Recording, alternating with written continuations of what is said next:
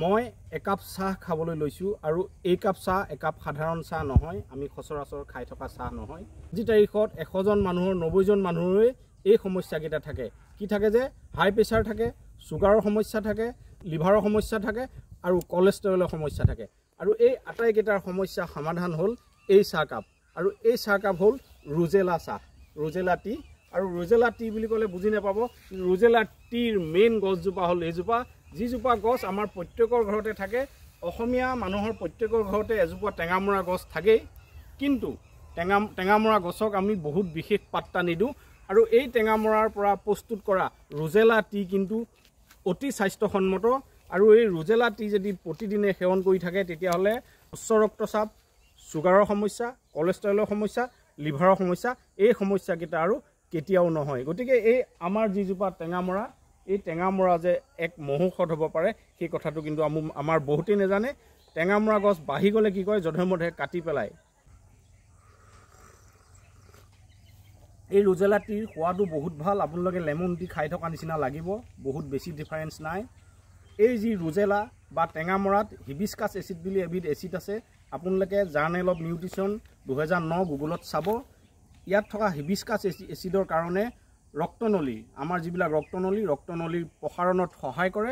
তাৰ ফলস্বৰূপে উচ্চ ৰক্তচাপ, হাই প্ৰেছাৰ একেবাৰে কমি আহে। মই ভাবোঁ যে যিসকলৰ হাই প্ৰেছাৰ আছে, হাই প্ৰেছাৰ থকা লোকসকলে এই যি ৰোজেলা টি প্ৰতিদিনে অন্ততঃ দুবাৰকৈ সেৱন কৰক, উচ্চ ৰক্তচাপ একেবাৰে নোহোৱা হৈ যাব।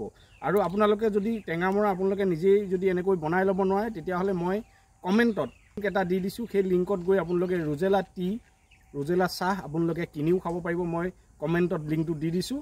ইয়াত থকা চি ভিটামিনে লিভাৰৰ যি চৰ্বি, সেই চৰ্বি আঁতৰাত সহায় কৰে। ফলস্বৰূপে আমাৰ লিভাৰে হজম কৰা ক্ষমতা বৃদ্ধি পায়, আৰু তাৰ ফলস্বৰূপে যাৰ গেছ আছে, গেছৰ সমস্যা একেবাৰে নোহোৱা হৈ যাব যদি ৰোজেলা টি সেৱন কৰি থাকে। ইনচুলিনৰ সংবেদনশীলতা বৃদ্ধি কৰে, যাৰ ফলস্বৰূপে শৰীৰৰ যি গ্লুক'জ, এই গ্লুক'জ নিয়ন্ত্ৰণত সহায় কৰে। আৰু আমাৰ যি চুগাৰৰ প্ৰব্লেম, এই চুগাৰৰ প্ৰব্লেম একেবাৰে নোহোৱা হৈ পৰে। এণ্টি অক্সিডেণ্ট প্ৰপাৰ্টিয়ে ফ্ৰী ৰেডিকেলবিলাকৰ লগত ফাইট কৰাত সহায় কৰে। আৰু আমাৰ শৰীৰৰ যি কোষৰ বাৰ্ধক্য সোনকালে যাতে নাহে, তাত এই ৰোজেলা চাহে সহায় কৰে। ফলস্বৰূপে আমাৰ মানুহৰ বাৰ্ধক্য খুব সোনকালে নাহে যদি এই চাহ সেৱন কৰি থকা যায়। আৰু আমাৰ ছালৰ উজ্জ্বলতা বৃদ্ধি পায়। আমাৰ অসমীয়া মানুহে আমাৰ ইনচুলিন লয়, বিভিন্ন প্ৰেছাৰৰ দৰৱ খাই থাকে, চুগাৰৰ দৰৱ খাই থাকে, বা বিভিন্ন ধৰণৰ ঔষধ সেৱন কৰি থাকে, কিন্তু আমাৰ ঘৰতে থকা, আমাৰ বাৰীত চুকত থকা আমাৰ টেঙামৰাজোপাক, ৰোজেলাজোপাক আমি কিন্তু একেবাৰে গুৰুত্ব নিদিওঁ, একেবাৰে নাপাত্তা কৰি পেলাওঁ। গতিকে আজি তাৰিখৰ পৰা মই ভাবোঁ যে আপোনালোকে ৰোজেলা টি খাবলৈ আৰম্ভ কৰক। যিসকলৰ এই সমস্যা আছে, চুগাৰৰ সমস্যা আছে, প্ৰেছাৰৰ সমস্যা আছে, কলেষ্ট্ৰলৰ সমস্যা আছে, আপোনালোকে গুগলত গৈ চাব।